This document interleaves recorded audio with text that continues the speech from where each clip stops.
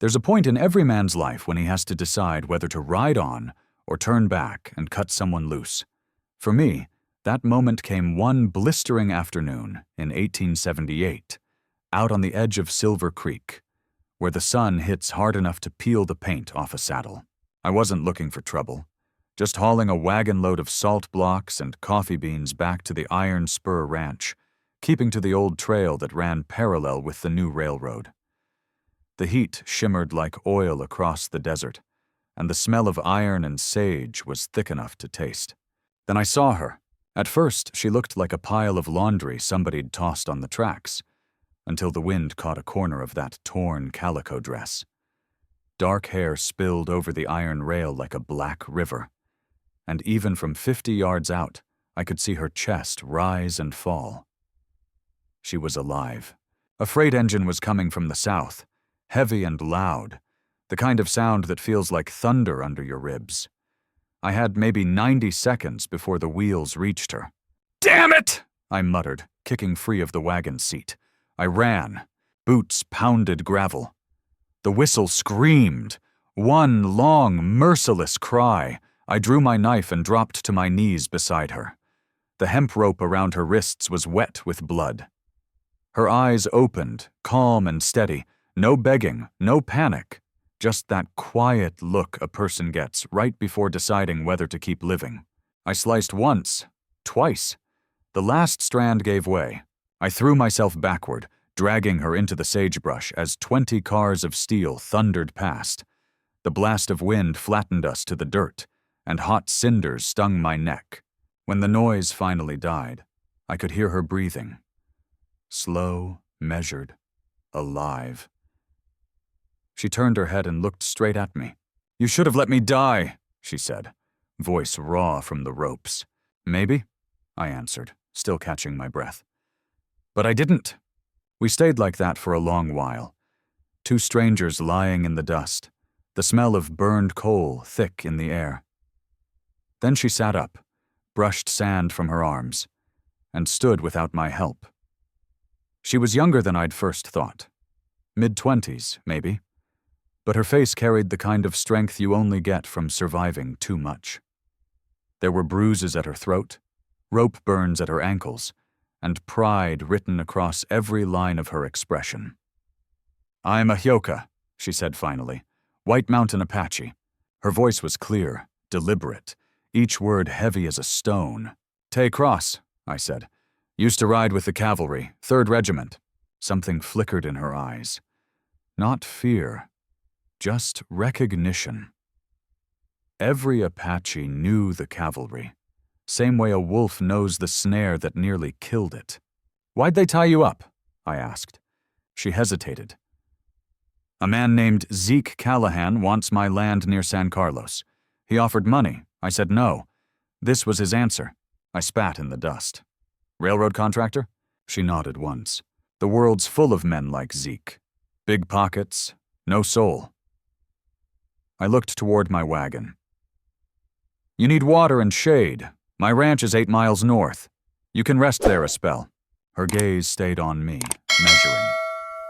Finally, she said, "If you meant to harm me, you'd have left me on the rails."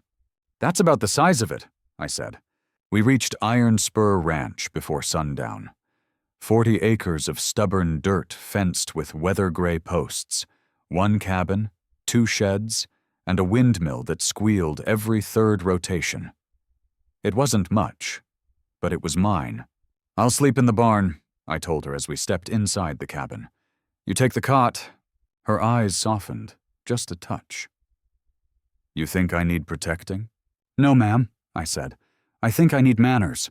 That earned the smallest curve of a smile before she sat by the stove, rubbing her wrists. Outside, the desert cooled fast, and the crickets came alive. For the first 2 days, we barely spoke. I fixed a broken fence. She patched her dress with thread from an old saddlebag. When I offered coffee, she accepted but didn't thank me. When she cooked beans, she set out 2 plates without a word.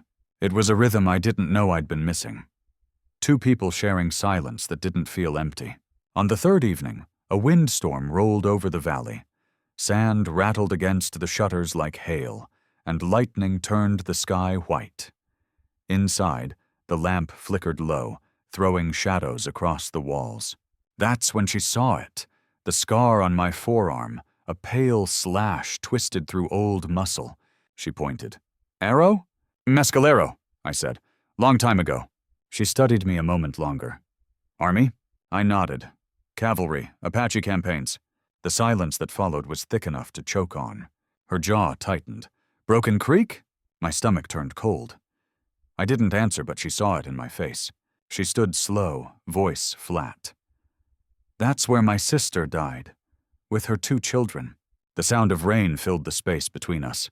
I tried to speak, but no words came. Finally, I said, "The soldiers said it was a mistake. Thought the family was armed." Her eyes burned steady. And were they? No, I whispered. They weren't. She turned and walked to the door, opened it, and stepped onto the porch.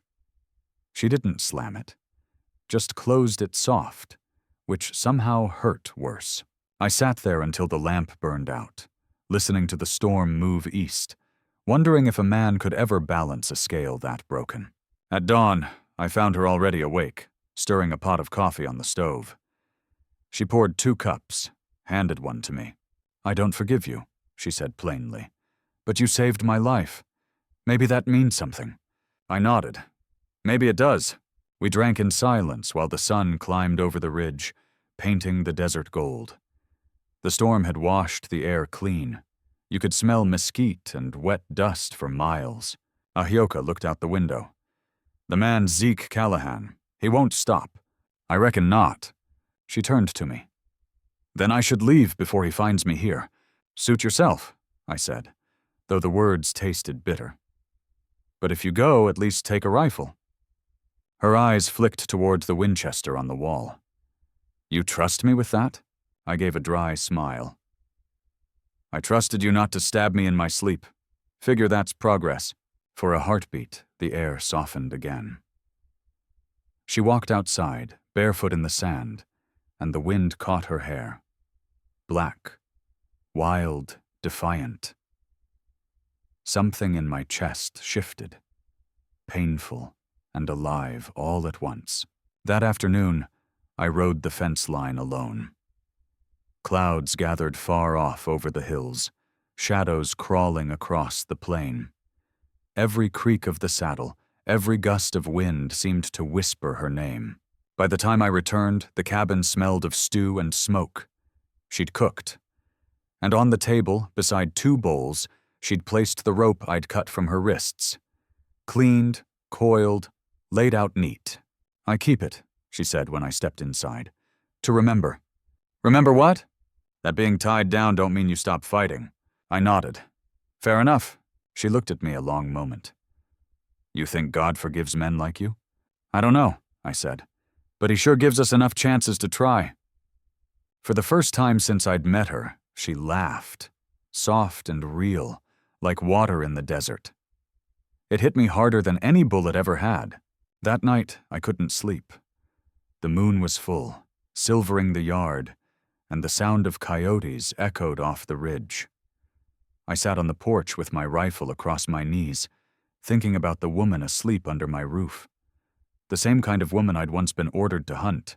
Life's a cruel circle. But maybe, just maybe, this was where it broke. As the first light touched the horizon, I whispered to the quiet, "I don't know what brought you to those tracks, Ahyoka, but I reckon fate ain't done with either of us." The desert didn't answer, but the wind carried her name through the sage, and for the first time in 3 years, I felt something close to peace. The desert has a way of stripping a man down to what's real. After the storm, Silver Creek lay quiet again. Just dust, wind, and the creak of the windmill turning slow above the cabin. Ahyoka had been with me 3 days, and the silence between us had settled into something that wasn't comfort. But it wasn't war either. She mended a tear in her dress that morning, sitting on the porch rail, her fingers moving quick and steady. I worked on the fence line, hammering new posts, trying not to watch her too much. The truth was, every time I looked, I felt that same strange pull, the kind that made a man remember what being alive used to feel like. When noon rolled in, I came back for water. She poured me a tin cup from the bucket, handed it over without meeting my eyes. "Thank you," I said. "You don't owe me manners," she answered, tone even. "We're just surviving the same sun." Maybe so, but the way she said it carried a weight that stuck. Survival was something she'd earned. I'd only borrowed it. That evening, after supper, the two of us sat outside while the light burned low across the horizon. The desert shimmered gold to purple, and the first coyotes began their song somewhere past the ridge. Ayoka cradled her coffee, gaze fixed on the distance. "Why do you live out here alone, Tay Cross?" she asked. I shrugged. "Because I'm better company for ghosts than people." She didn't smile.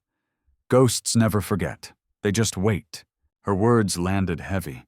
She wasn't wrong. I had my share of waiting spirits. I turned the question back. "What about you? You got family somewhere?" Her jaw tightened. "Not anymore. Zeke Callahan saw to that when he sent his men." The name alone soured the air. "What did he want so bad?" I asked. "Land." She stared into her cup. "It belonged to my mother. Near San Carlos. The railroad wants a depot there. He offered $200, said it was generous for a woman like me. When I refused, they burned my home. The next day they tied me to those tracks."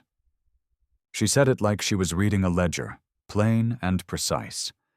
But her eyes shimmered in the lamplight, embers of a fire that refused to die. Days slid by like dust over stone. She helped with chores, quiet but steady, feeding the horses, hauling water, fixing fence wire. Sometimes she hummed old Apache melodies under her breath, low and mournful. I didn't understand the words, but they sounded like the desert itself speaking. One night, I was whittling on the porch while she combed her hair by the lantern. That's when she broke the silence. "You fought in the war," she said. "Too many of them," I replied.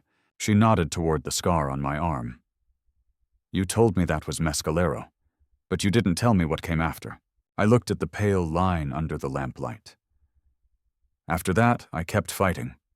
Different flags, same dust." "Broken Creek?"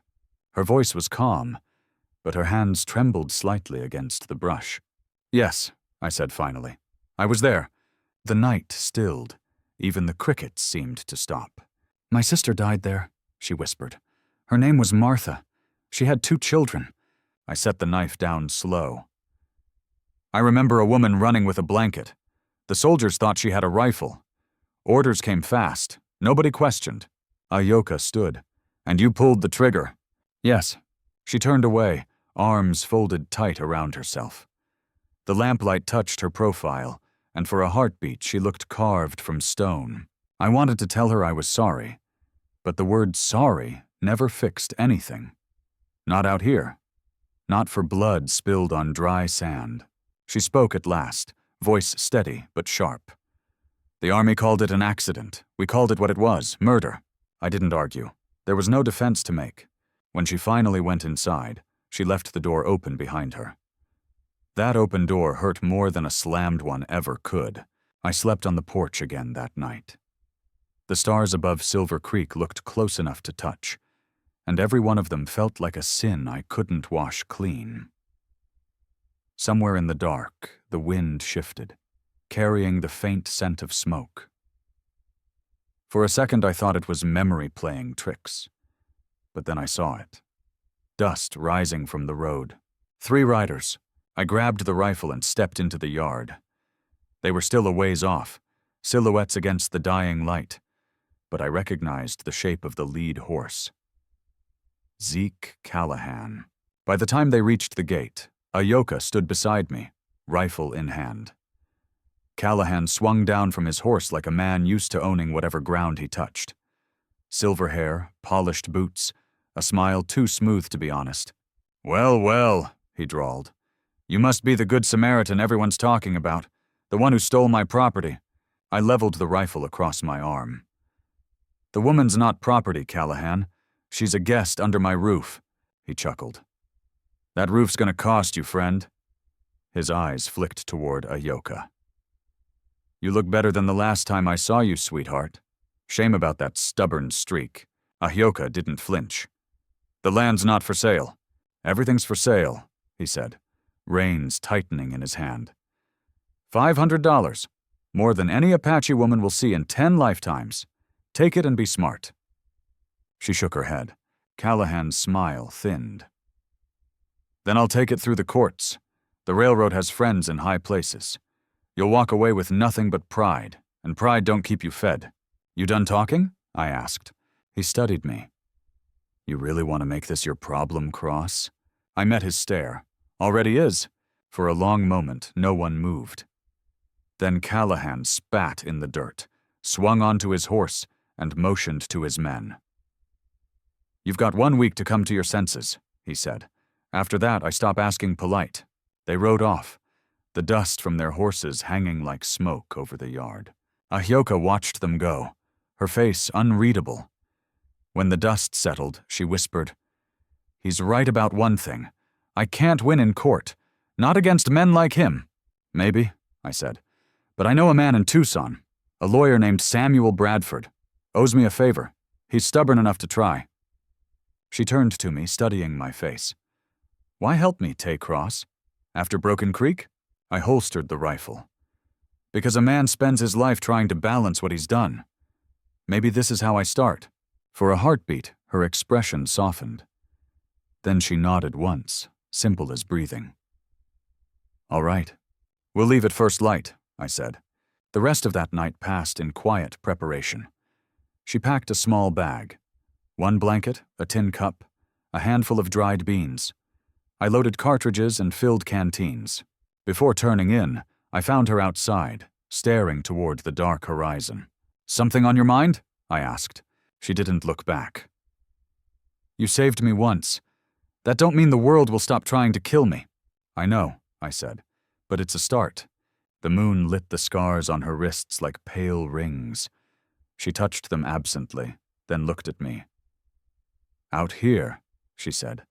Mercy's rarer than rain. Don't waste it. I didn't answer. There wasn't anything left to say. At dawn, we hitched the wagon and headed south toward Redemption River. The sun climbed slow behind us, and the desert opened wide ahead, a sea of gold and red rock stretching forever. Ahyoka rode beside me, quiet but awake, her eyes scanning the horizon the way a hawk studies prey. She wore a scarf around her hair now, and though her face was still marked by what she'd endured, there was something fierce in her bearing. We didn't speak for miles. But somewhere past the dry canyon edge, she said softly, Tay Cross, you believe men can change? I thought about the scar on my arm, the ghosts behind me, the woman sitting beside me who had every reason to hate me, but didn't. I think, I said, some of us spend our whole lives trying to prove we can. The wind caught her hair then, and for the first time since I'd known her, I saw a hint of peace in her eyes.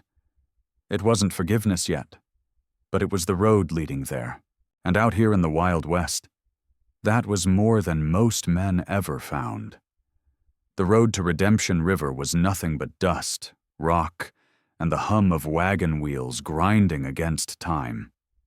We'd been riding since sunrise, the desert unrolling before us like a never-ending sheet of fire. The air shimmered, the heat crawling through my shirt, the horse's flanks shining with sweat. Beside me, Ahyoka sat straight-backed, eyes fixed ahead, one hand resting on the rifle between her knees. We didn't talk much that first stretch. Out here, words were like water. You used them sparingly. By noon, we stopped beneath a crooked cottonwood near a dry wash. I gave the horses a rest and handed her a tin cup. She took it, nodded once, then said, You sure your friend in Redemption River will help? Samuel Bradford's the stubborn sort, I said. Saved my life once in Kansas territory. Figures he might like to even the score. She smirked faintly. Men like that usually collect debts, not forgive them. Then maybe this'll confuse him. Ahyoka's smile faded as she scanned the horizon. Zeke Callahan won't let us reach town easy. I know, I said. "He's the kind who hires snakes and calls them men." She looked at me then, really looked, like she was trying to measure whether I was another one of those snakes once. And maybe I was. We reached the canyon mouth by sundown. The wind there howled through the rocks, carrying the smell of mesquite and thunder. I set up camp near a dry creek bed, gathered wood, and started a small fire. Ahyoka unpacked her blanket, sat cross-legged, and began grinding corn she'd brought in a pouch.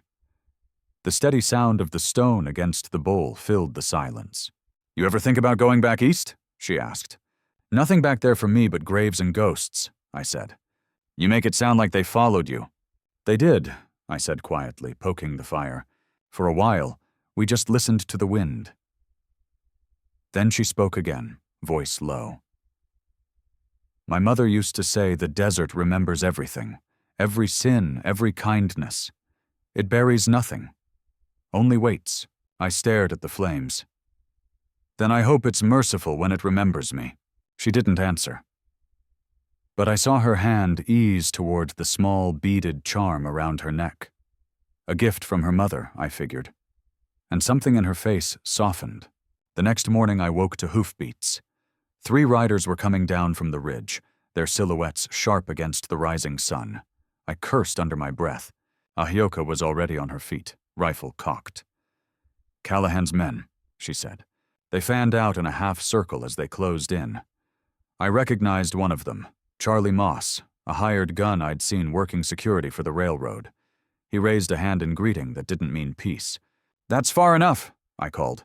Moss grinned. "Mr. Callahan sent us to escort Miss Ahyoka back to discuss terms. The lady don't want to discuss anything." He laughed. "You outnumbered, Cross, 3-1. You can hand her over, or you can get buried where you stand." I held my rifle steady, but kept my tone calm. "You boys sure about that? Because what you're doing right now, it ain't a land dispute anymore. It's kidnapping, federal offense." Moss's grin faltered just a little. "You think Callahan's gonna swing for you?" I asked. "Hell, he'll buy another lawyer, another judge, another gun. But you 3, you'll be the ones dancing on the rope." The other 2 shifted in their saddles. I could see doubt flicker behind their eyes. Moss spat, weighing his odds.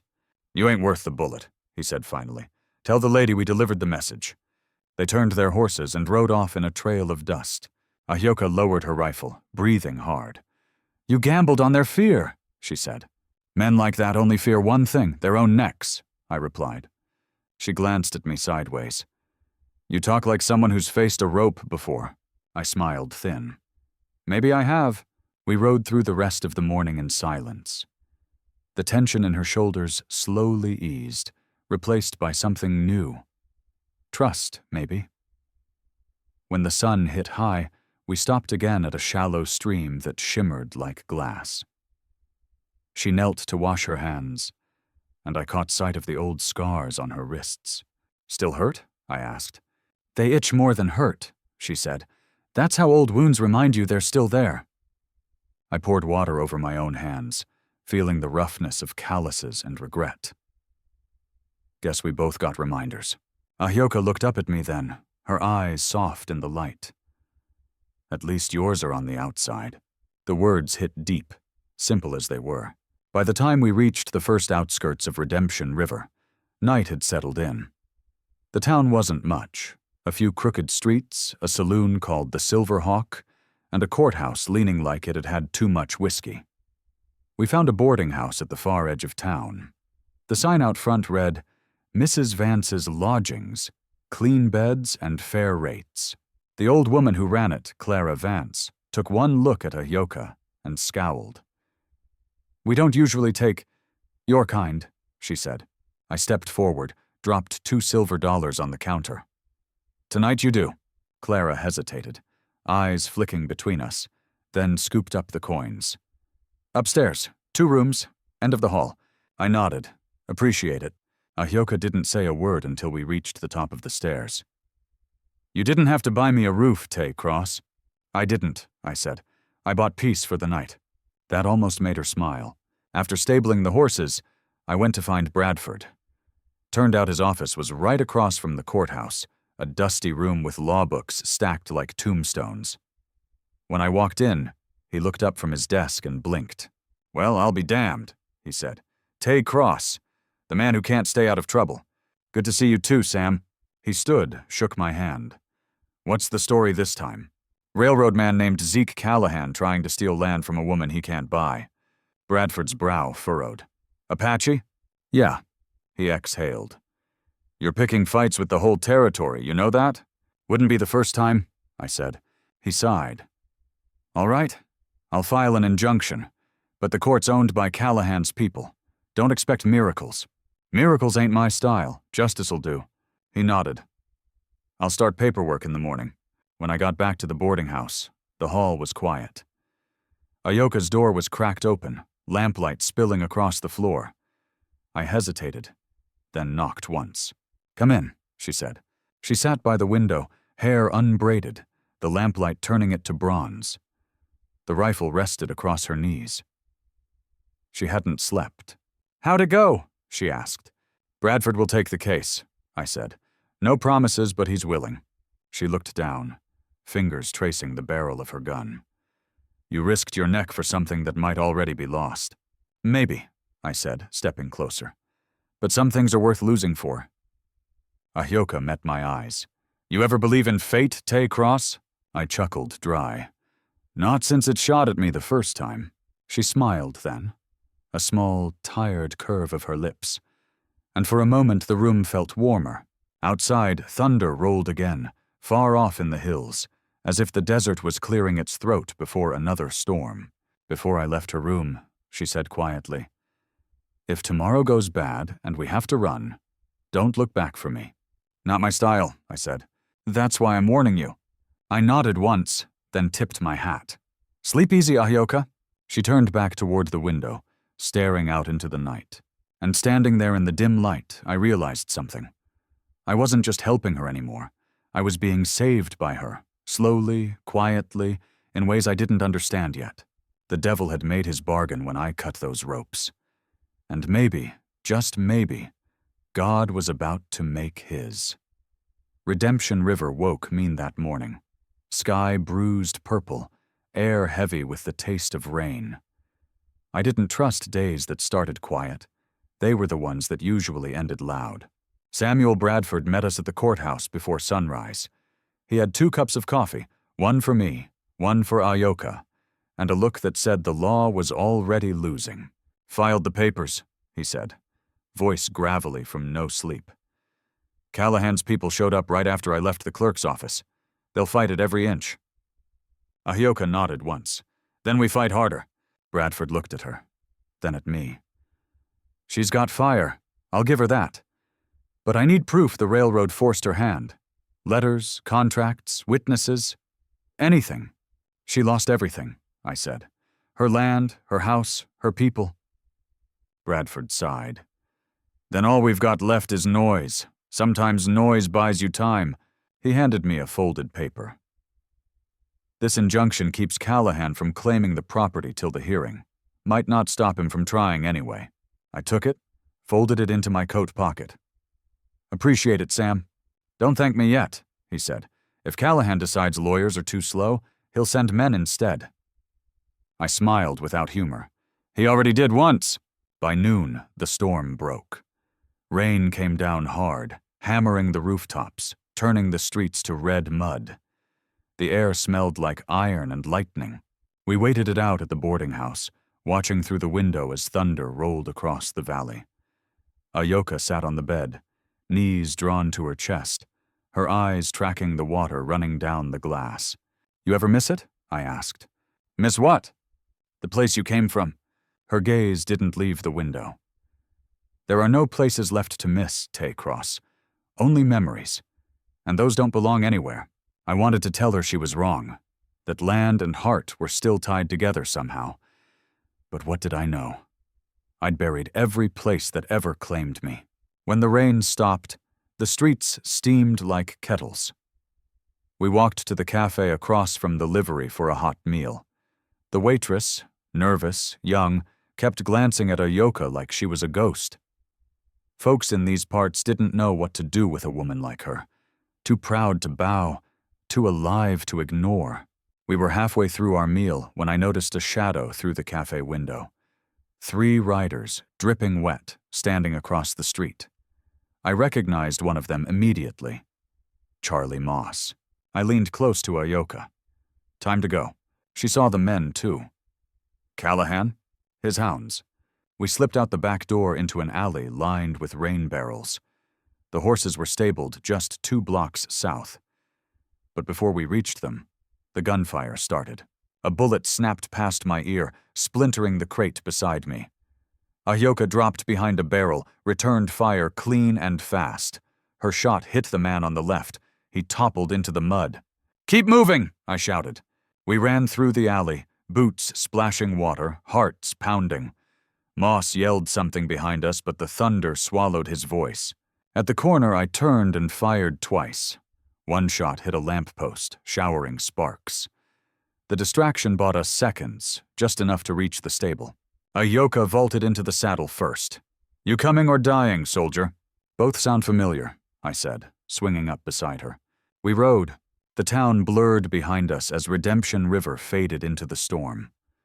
Mud flew, wind howled, and the smell of wet iron clung to everything. Moss and his men followed for a mile, maybe 2, before we lost them in the ridges south of town. When we finally slowed, the world went quiet, except for the drip of rain from the trees. We found a small hollow beneath a cluster of cottonwoods and made camp. Our clothes were soaked, our breath steaming in the cold air. Ayoka built the fire while I tended the horses. When I came back, she sat cross-legged, hair loose around her shoulders, the flames painting gold across her face. She looked tired, but not broken. Never that. "You think they'll follow?" she asked. "They'll try," I said, "but Callahan pays men to scare, not to die." She stared into the fire. Men like him always think fear's enough, until it isn't. Her tone was calm, but I heard the old fury in it, the same anger that had burned in her since the day on those tracks. After a long silence, she spoke again, quieter now. "You said you fought at Broken Creek." I nodded, throat tightening. "Yeah, tell me about it." I hesitated. "You sure you want to hear? I've lived with the echoes my whole life. Might as well know the sound." So I told her. About the orders shouted in confusion, the dust so thick we couldn't see who was who. About the woman carrying a blanket that looked like a rifle. About the children running, the screams that wouldn't stop. When I finished, the only sound was the fire cracking. Ayoka's face was unreadable, eyes reflecting the flames. "I never asked for forgiveness," I said. "Didn't think I had the right." "You don't," she said softly. "But that doesn't mean you can't change what comes after." The words hit like a bullet. Clean, final, true. She reached out then, almost without thinking, and touched the scar on my arm. Her fingers were light, warm against my skin. "The past is a wound," she said. "It heals wrong if you keep picking at it." I met her gaze. "And if you can't stop bleeding, then find someone who knows how to stitch." The wind gusted through the trees, sending sparks swirling into the dark. Later, when the fire burned low, we lay near it, too exhausted to speak. The rain had stopped, but the air was cool and heavy, the kind that made sound carry. Somewhere an owl called, low and mournful. Ayoka turned her head toward me. "You saved me on those tracks, Tay-Cross. Why?" I stared at the stars through the gaps in the trees. Didn't think about it. My hands moved before my brain did. That's not an answer. "Maybe it's the only one I got." She studied me in the dim light. "Maybe you were trying to save yourself." I thought about that. Maybe I still am. For a long time we didn't move. The fire popped once, and her hand brushed mine where it lay in the dirt. Neither of us pulled away. When dawn came, the sky was clear again, washed clean by the storm. We broke camp, packed the wagon, and started back toward town. Bradford would be waiting, and so would Callahan's shadow. Halfway down the ridge, Ahyoka said, "You ever wonder why the good things we do never feel like enough?" "All the time." She nodded. "My people believe that when you save a life, you become tied to it. That life shapes yours from then on, for better or worse." "Guess we're tied then," I said. She looked at me, eyes soft but strong. "Guess we are." We reached the outskirts of Redemption River by evening. Smoke rose from the courthouse chimney. The air smelled of rain and coal dust. For a moment, I let myself think we might finally catch a break. Then I saw it, the fire.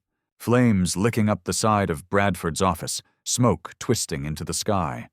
People ran with buckets, shouting, but it was no use. The building was an inferno. Ahyoka gasped. "Tay!" "I see it." We ran toward the blaze. Bradford staggered out the door, coughing, face black with soot. "Callahan's men," he wheezed. "They came after the records, burned everything." I grabbed his arm. "You all right?" He nodded weakly. "But the case, it's gone. Every document, every name." Ahyoka stared into the fire, eyes reflecting the destruction. "He's erasing me," she whispered. I looked at the flames, at the smoke rising into the night, and felt something hard settle in my chest. "No," I said. "He's just making his last mistake." That night, as the embers died and the town slept uneasy, I stood outside the ruins with Ahyoka beside me. The orange glow painted her face like war paint. Neither of us spoke. We didn't have to. Some things can't be fought in courts or with words. Some things need fire of their own. And before that night was over, I knew exactly what I had to do. Not as a soldier, not as a savior, but as a man who was finally ready to pay his debt in full. The fire took half the town before dawn. Ash drifted over Redemption River like gray snow, coating the streets, the horses, even the faces of the men trying to shovel what was left of Samuel Bradford's office. By morning, there wasn't much left, but smoke and ruin. Ahyoka stood beside me, coat pulled tight, eyes fixed on the blackened timbers. Her voice came quiet. "He burned my land on paper before he ever set it on fire." I said nothing. There weren't words for that kind of loss. Bradford limped over, coughing, face streaked with soot. "I saved one thing," he rasped, holding out a half-charred envelope. Inside was the deed, burned around the edges but still readable. The law might not stand with her, but this piece of paper still does. I took it, nodded once. "Then it's enough." He looked between us. "You plan to take Callahan to court again?" I shook my head. "Not this time." That night, the desert called us home.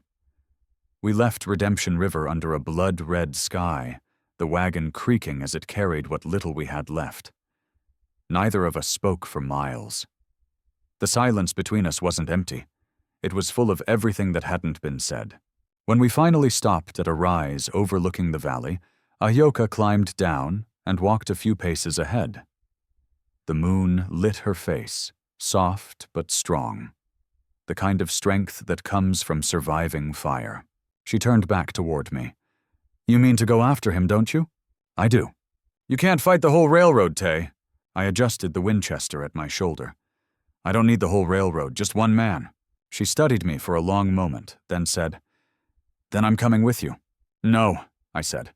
"You've already lost enough because of me." Her gaze didn't waver. "And you think I'll sit back while you carry my fight? That's not who I am." The wind picked up, swirling dust around her boots. That stubborn fire in her eyes, the same fire that had made me cut those ropes, was still there. I knew better than to argue. "All right," I said, "we ride at dawn." We found Zeke Callahan 2 days later. He was camped near the old telegraph station east of the ridge, 3 wagons, 6 men, and a tent big enough for a king. The man never traveled without comfort. Or guns. Ahyoka and I waited till the moon went down. The air smelled like smoke and sage. I checked my rifle, whispered, "You ready?" She nodded. I was born ready to end this. We moved quiet as ghosts through the brush, keeping low, boots sinking into soft dirt. One guard by the horses, out cold, drunk, another by the fire, half asleep. When we reached the main tent, I pushed the flap aside with the barrel of my rifle. Callahan sat at a table, whiskey glass in hand, ledger open. He didn't look surprised. "Tay Cross," he said, calm as Sunday. "I wondered when you'd come calling. Figured I'd save you the trip," I said. His eyes slid toward Ahyoka. "Brought the little warrior too, I see. How romantic." Her voice cut sharp. "This isn't romance, Zeke. It's justice." He laughed, low and bitter. "Justice? You think burning a few papers changes anything? You're nothing but a shadow of a people who lost." I stepped forward, rifle steady.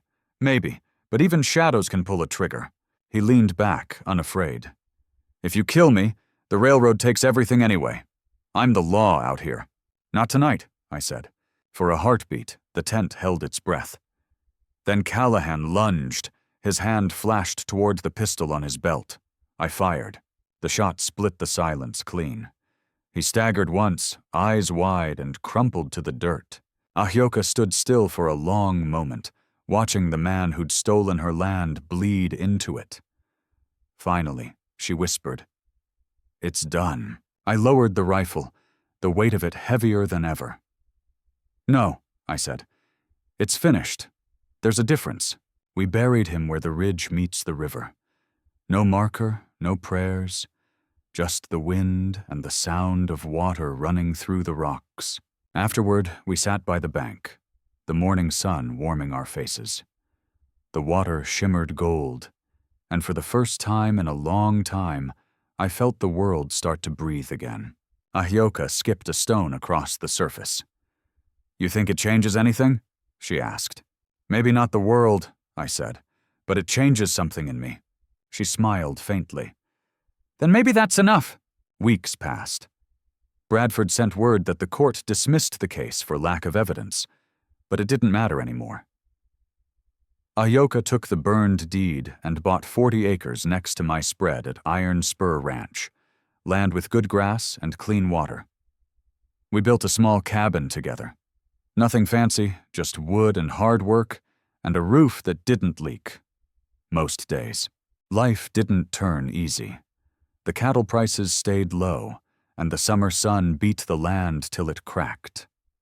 But every morning when I woke, she was there beside me, hair loose, eyes steady, a quiet kind of peace in the chaos. We'd sit on the porch, watch the sunrise crawl over the valley, and it felt like maybe God hadn't forgotten us after all. One evening, she came out of the cabin holding a folded piece of cloth. Inside was a small rattle made of gourd and beads. "I've been meaning to tell you," she said softly. "I think I'm with child." For a moment, I couldn't speak. The wind carried the sound of distant coyotes, and the world felt suddenly smaller and larger all at once. She smiled when she saw my face. "If it's a girl, I'll name her Martha, for my sister. If it's a boy, Sani, after my grandfather." I took her hand, rough against mine, and said, "Then maybe he, or she, will grow up in a world that don't need saving." She looked at me with that quiet wisdom I'd come to know. "Every world needs saving, Tay. The trick is not to lose yourself while trying." We stood there till the sun dipped low, painting the sky orange and gold. The cattle grazed in the distance, the windmill creaked, and the scent of mesquite drifted through the air. That night, as the stars came out, I sat on the porch and watched the light spill from our cabin window. The fire inside flickered against the walls, shadows moving like ghosts finally learning to rest. I thought of Broken Creek, of all the things I'd done and couldn't undo, of Ahyoka, who taught me what forgiveness really looked like. Not soft or easy, but forged like iron in flame. I looked up at the sky and whispered, "You can stop haunting me now, Martha. Your sister's safe." Somewhere in that dark, I swear I felt the wind shift, gentle, almost like a hand on my shoulder. These days, folks still talk about what happened in Redemption River. Some say Callahan ran off with railroad money. Others say he met a different kind of justice out there in the hills. I don't correct them. Some truths are better left buried, same as him. What matters is what came after. A yoka tending her garden while I work the fences. The sound of a child's laughter soon to fill the empty space where ghosts used to live. Life out here ain't easy, but it's honest. And maybe that's all a man like me ever needed. So if you ever find yourself riding through Silver Creek at dusk, look toward the ridge where the sun hits the river. You might see smoke rising from a small cabin, and if you listen close, you'll hear a woman singing in Apache. A lullaby carried by the wind. That's home. That's redemption. And friend, if you ever come to a moment where you have to choose between riding away or cutting the ropes, I hope you choose the harder path, because that's the one that leads you back to yourself. What about you? If it were your hands holding that knife, your heart weighed down by the past, would you ride away, or would you cut the ropes?